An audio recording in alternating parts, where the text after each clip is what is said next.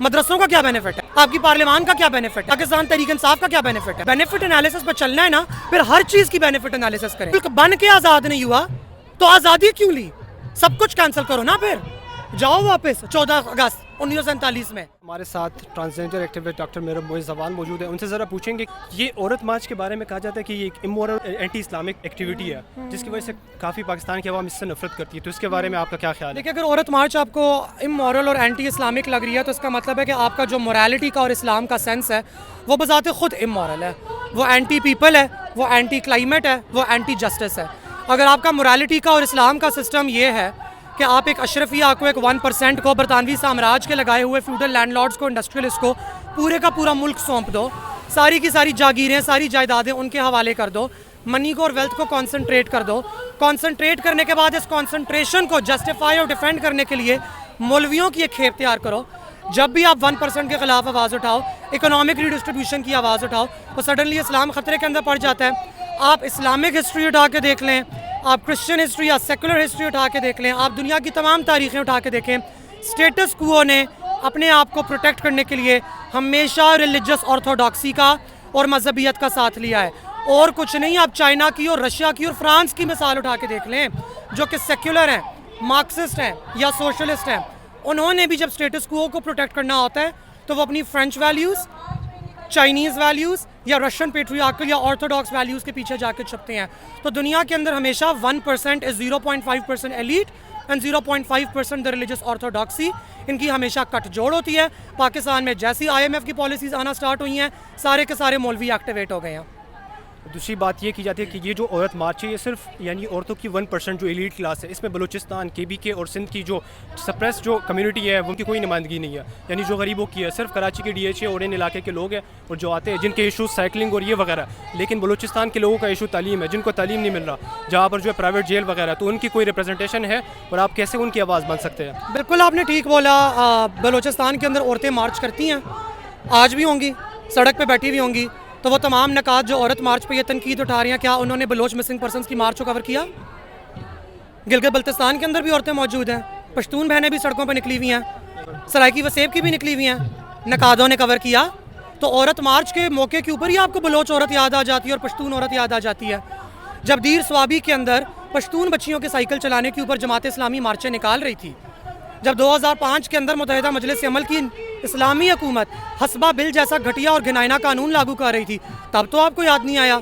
जब बलूचिस्तान की बच्चियों को अगवा किया जाता है, उनके भाइयों को उठाया जाता है, पश्तूनों के मकानात मस्मार किए जाते हैं, गिलगित बल्तिस्तान को पॉलिटिकल रिप्रेजेंटेशन नहीं मिलती और ये तमाम औरतें सड़क पर निकलती हैं, तब तो आपको बलोच औरत, गरीब औरत, सिंधी औरत, सराइकी औरत, गिलगित की औरत का फ़र्क का ख्याल नहीं आता।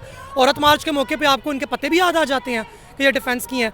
बड़े दोगले मयार हैं। तो अगर आपने सपोर्ट करना है गरीब औरत को और एथनिक औरत को, तो वो सड़क पे है, जाएं जाके सपोर्ट करें। आपको यही वाला दिन क्यों मिला है? यही वाला दिन क्यों मिला है? ये होती है politics of division, divide and rule, कि जब औरत यकजा होकर औरत की आवाज़ उठा रही है, इन्फ्लेशन के खिलाफ आवाज़ उठा रही है, तो सडनली आपको याद आ गया कि औरत सिर्फ एक तरह की नहीं होती, अमीर औरत और गरीब औरत में फ़र्क है, बलोच औरत और कराची की औरत में फ़र्क है। लेकिन जब बलोच औरत और गरीब औरत आपको ये याद करा रही होती है कि हमारे मसले 1% के मसले नहीं हैं, तब आप लोग सुमन बुकमन खामोश चुप होते हैं। तब आप लोगों को खान साहब की टांग का प्लस्तर याद होता है या रेहाम खान याद होती हैं। सो पॉलिटिकल प्रायोरिटीज़ हमारी सिर्फ तब ही क्यों निकलती हैं जब ऑप्रेस्ड और मार्जिनलाइज्ड कम्युनिटी सामने आती हैं, वरना आपको याद क्यों नहीं आती? There are 364 days to talk about Baloch women and Sindhi women. Why just today? आज ही का दिन जिस दिन औरत मार्च हो रही है, तो ये वाला सवाल क्यों उठता है? और ये बताइए कि अब तक औरत मार्च के क्या फ़ायदे हुए? आ जाते हैं, हर साल मार्च कर लेते हैं, लेकिन फ़ायदे क्या होते हैं रियल लाइफ में? एक दिन मनाने से कोई तब्दीली तो नहीं आ सकती। देखिए, पाकिस्तान में हर रोज़ सैकड़ों शादियाँ होती हैं। शादियों पे लोगों को बोटियाँ खिलाने का क्या फ़ायदा होता है? कुछ होता है? ना खिलाएं ना। इतना बड़ा हॉल बुक करा के 5.5 लाख का लहंगा पहन के 2.5 लाख का ब्राइडल मेकअप कराने का क्या फ़ायदा होता है? कोई फ़ायदा नहीं है ना, तो फिर क्यों कराते हैं? नहीं, पिदरसरी को और जिनसी रिश्तों को सेलिब्रेट करने के लिए बेशतर त्यौहार शादी के नाम पे आपका मुल्क बनाता है, लेकिन जन-जात एक दिन जमा हो रही है जनानगी को सेलिब्रेट करने के लिए और उसको एक सियासी रंग देने के लिए, तो सडनली हम एक यूटिलिटेरियन बेनिफिशियल फ्रेमवर्क लेकर आ गए हैं कि व्हाट इज़ द बेनिफिट। मदरसों का क्या बेनिफिट है? आपकी पार्लियामान का क्या बेनिफिट है? पाकिस्तान तहरीक इंसाफ का क्या बेनिफिट है? पाकिस्तान मुस्लिम लीग नून की इकोनॉमिक पॉलिसी का क्या बेनिफिट है? अगर बेनिफिट एनालिसिस पर चलना है ना, फिर हर चीज़ की बेनिफिट एनालिसिस करें, और जिस जिस चीज़ का बेनिफिट नहीं हो रहा ख़त्म करें उन तमाम चीज़ों को। औरत मार्च का भी करें, कंडक्ट इट।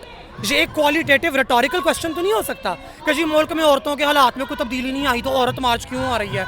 मुल्क में तो ख्वाजा सराओं के हालात में कोई तब्दीली नहीं आई तो मूरत मार्च क्यों हो रही है? मुल्क में तो कोई तब्दीली नहीं आई तो इलेक्शन क्यों हो रहे हैं? मुल्क बन के आज़ाद नहीं हुआ तो आज़ादी क्यों ली? सब कुछ कैंसिल करो ना, फिर जाओ वापस 14 अगस्त 1947 में, अगर बेनिफिट की ऊपर एनालिसिस करनी है तो। आपका क्या ख्याल है जो इतनी अगेंस्ट लोग औरत मार्च के, इसकी रीज़न कल्चर है या फिर इस्लाम है, मज़हब है, क्या चीज़ है? सेल्फ हेट्रेड है, सेल्फ हेट्रेड है, एक गुलामाना सोच की अक्कासी है। जब आप गुलाम होते हैं तो आप कहते हैं कि यार जो मेरा सरताज है ना, जो मेरा सरदार है, उसके पास वीगो है, मेरे पास नहीं तो क्या हुआ? खान साहब के पास तो बड़ी बड़ी कोठियाँ हैं। यही वाली बात PMLN के लिए, पीपल्स पार्टी के लिए भी की जा सकती है, मल्टीपल पॉलिटिकल पार्टीज़ के लिए की जा सकती है।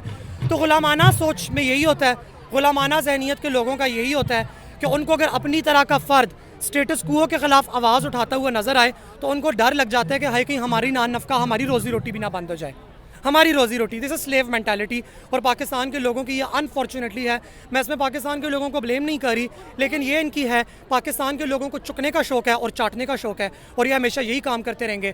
और जब भी कोई तहरीक आएगी सामने जो लोगों को बोलेगी कि अपनी इज़्ज़त और अपनी वक़ार को पहचानो और ये हरकतें करना बंद करो, तो ये लोग उसके ख़िलाफ़ हो जाएंगे। IMF के ख़िलाफ़ नारे वाले और हकीकी आज़ादी के नारे मारने वाले ने भी IMF के आगे जाके गोडे टेके हैं। जब तक आम आवाम की रियासत नहीं आएगी और आम आवाम की हुकूमत नहीं आएगी तो ये वाले मसाइल लगे रहेंगे। देखिए, औरत मार्च एक पॉलिटिकल मूवमेंट है, औरत मार्च एक पॉलिटिकल पार्टी नहीं है, तो इनके पास कोई एजेंडा और एक्शन आइटम नहीं हो सकता कि हमने ये मुतालबात इंप्लीमेंट कैसे करवानी है। औरत मार्च कोई NGO का नाम नहीं है, किसी सरकारी इदारे का नाम नहीं है, ये एक तहरीक का नाम है जहाँ पे लोग अपनी आवाज़ बुलंद करते हैं। और इस दफ़ा इन लोगों ने पाकिस्तान की आम आवाज़, पाकिस्तान की औरतों, पाकिस्तान के ख्वाजा सराओं और इसके साथ मुंसलिक पाकिस्तान के ख़ानदानों और मर्दों की भी मुआशी कत्ल के ख़िलाफ़ आवाज़ उठाई है कि कब तक आप 1% की पॉलिसीज़ लगाते रहेंगे। अब से 2 महीने के बाद, 1 महीने के बाद रुअत हलाल कमेटी की मीटिंग होने वाली है चांद देखने के लिए। उसका मेन्यू आपने इंटरनेट पर देख लिया होगा। 100 लोगों के लिए दुम्बे का दमपुख्त और मटन की रानें तैयार की जाएंगी, जबकि आपकी हाईस्ट यूनिवर्सिटीज़ और आपकी लाइब्रेरीज़ में डालने को किताबें नहीं हैं, उसातिज़ा को और लेडी हेल्थ वर्कर्स को देने के लिए उजरतें नहीं हैं। ये आपकी मुल्क की प्रायोरिटीज़ हैं। अमीर से लो, मौलवी को खिलाओ, मौलवी से प्रोटेक्शन लो, अमीर को प्रोटेक्ट करो। जहाँ पे ये दोनों मिली भगत बना के हमेशा चलती रहती हैं। तो इस मुआशी कत्ल जो हमारा चल रहा है, जिसके अंदर आपका मुल्लागर्दी भी इन्वॉल्व है और आपकी 1% एलीट अशरफिया भी इन्वॉल्व है, जब तक इन दोनों के खिलाफ आवाज़ नहीं उठाई जाएगी और एक मुतहरक people centred, justice centred, climate centred movement start नहीं होगी, आपके पाकिस्तान में कुछ नहीं हो सकता। Thank you so much.